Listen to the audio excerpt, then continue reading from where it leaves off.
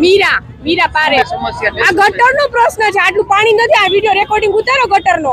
આ વડીલો જઈ ન શકતા કે ધંધા પાણી મૂકીને અહીંયા ઊભા છે હવારના। કોઈને આમાંની ખબર પડે છે સાફ કરવાની?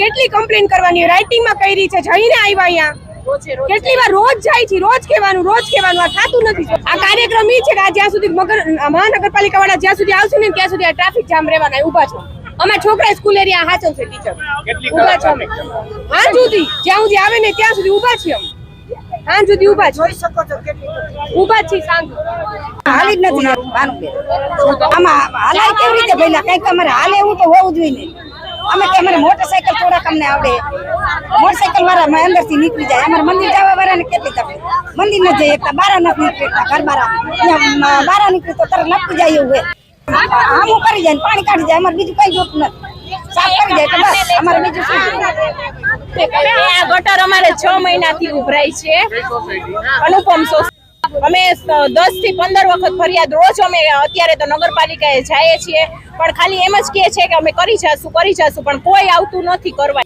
આજે અમે ટ્રાફિક જામ કર્યો છે અને જ્યાં સુધી આજે નહીં આવે ત્યાં સુધી અમે આ ટ્રાફિક હટાવવાના નથી। નગરપાલિકા વાળા અમારી ઘરે અહીંયા અમારી આ ગટર સાફ નહીં થાય ત્યાં સુધી અમે ટ્રાફિક નહીં હટાવીએ। તો અમે સ્કૂલે મૂકવાય નથી જઈ શકતા અમે અમારા બાળકો ઘરે બીમાર પડી ગયા છે।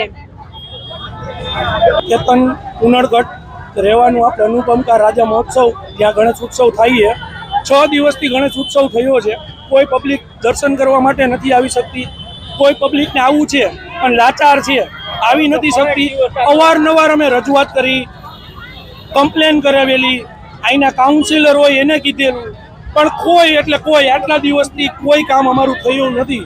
તો આજે અમારે ફરજિયાત આ વસ્તુ અમારે શક્તિ પ્રદર્શન અમારું કરવું પડ્યું જેથી કરીને અમારા પબ્લિક અમારી મોરબીની જનતાને જાગૃત કરવા માંગી કે આજે નહીં ઉઠો તો કાલ સવારે તમે નહીં ઉઠી શકો। જે કંઈ તકલીફ છે એમાં જાગો, ઉઠો, સાથ આપો અને અમારી સાથે ચાલો। આવનારા દિવસોમાં કંઈ ને કંઈ સારું થાય, કોર્પોરેશન અમારું સારું કામ કરે એવું અમે ઈચ્છીએ છીએ। છોકરાઓને તકલીફ છે, સ્કૂલે જવાની તકલીફ છે, બીમારની તકલીફ છે। અહીંનું ખાલી પાણી તમે જોશો ને તો કાયદેસર ડેમ ભરાણો છે એ પોઝિશન છે।